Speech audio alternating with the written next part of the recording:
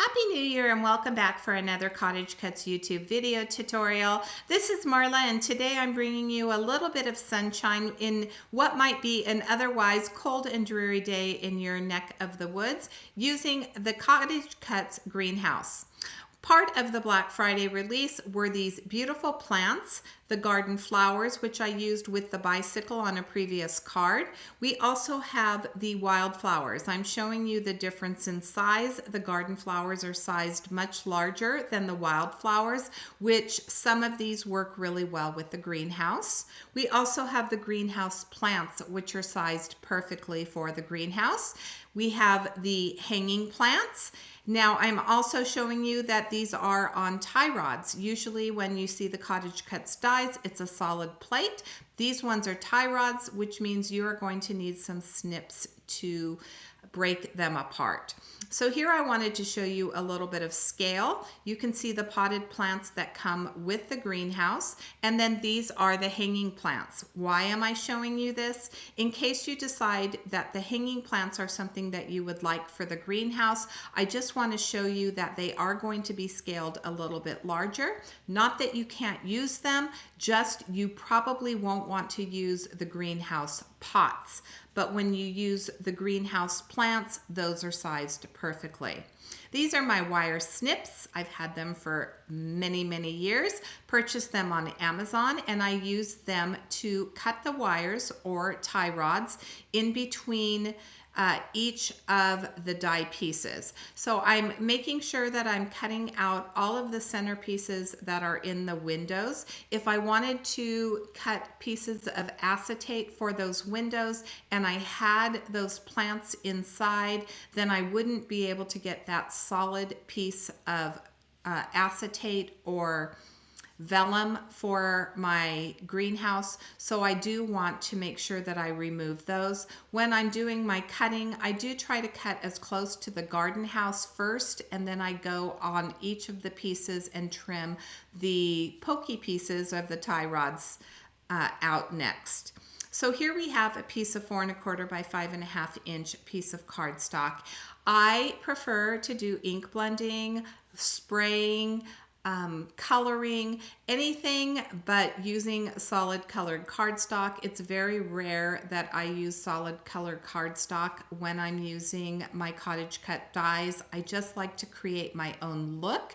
So this greenhouse, I wanted it to have multi-layers, and I'm using 4 different distress ink colors. I started with squeezed lemonade. I blended in the mustard seed or the peeled paint. Then I went with the mustard seed, and then I went with the twisted citron. I'm reinforcing those colors now, blending over some of the more blotchy areas, getting the 2 colors to blend together. I like to use water with my distress ink. That's one of the properties that enamors me the most. So I'm using my distress sprayer. When you press the handle halfway down, you are going to get really large droplets of water. That was something that I wanted on this panel.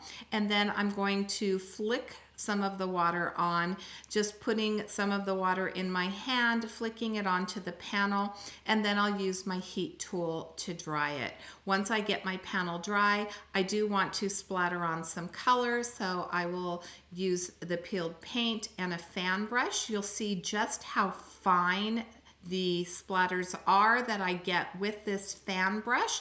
And then I'll dry my panel, which I did off camera. I'm going to use my die cutting machine. This is my mini die cutting machine.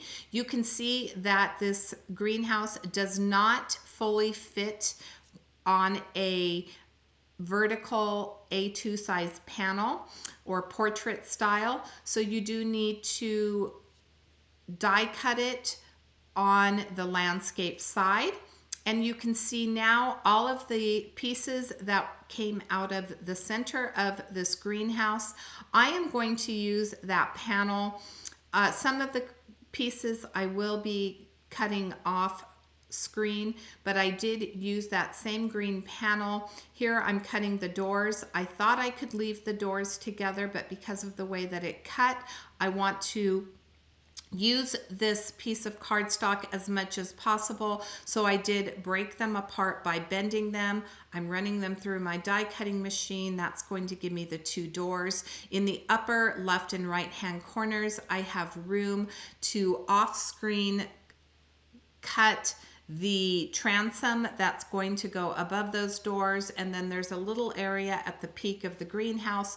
I also use that to die cut that piece out. Moving on to my panel, this is another piece of 4 1/4 by 5 1/2 inch cardstock, and I am going to do some additional ink blending using Mowed Lawn, and then for the sky I'm using Broken China. You'll notice that I'm leaving white space to give the illusion. Your eyes are going to read that those are clouds. I'm adding the darker color to the edge of the panel, so to the edge of the sky. And then again, I'm going to add a little bit of water, this time with the clapping motion. I'll use my heat tool to dry that. And then once I get that dry, I decide that I want some additional splatters. So I am going to use that Broken China and just splatter some of that blue all over the panel to give it a little bit more texture.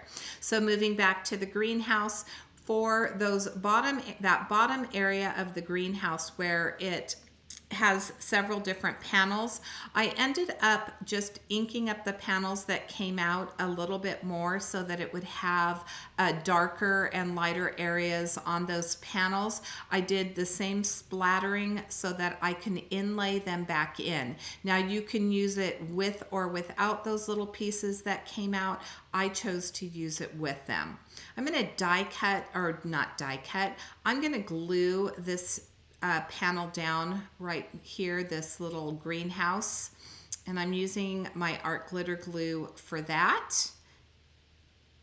And while I'm doing that, I did want to mention that we did have a winner from the last video. If you remember, in that video I was giving away the strawberry plant, and I did want to announce that the winner is Stay True to God. So congratulations to you.